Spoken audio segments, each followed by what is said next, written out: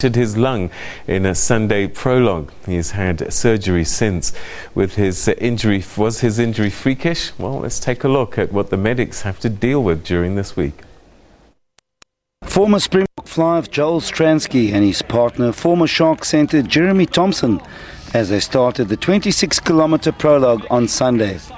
Drama was to unfold with Stransky, who was competing in his 8th Cape Epic, left with a bloodied face, a broken rib and a punctured lung. What happened was his back wheel came up too high and he came down on the front wheel and literally face planted.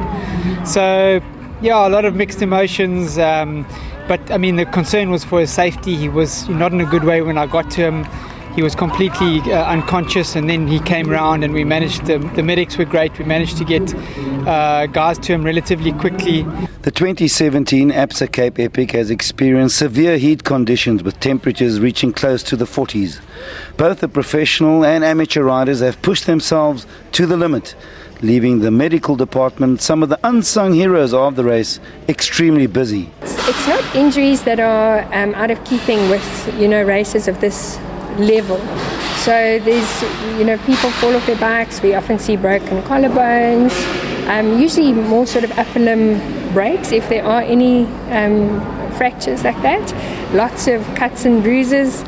People leave half of themselves on the mountain. The humidity and temperatures were so severe on Tuesday that organisers, for the first time in the history of the race, reduced stage 2 from 100 kilometres to 60 to avert cyclists overheating, getting heat stroke or possible fatalities. Meanwhile, Stransky is doing fine and is in good spirits.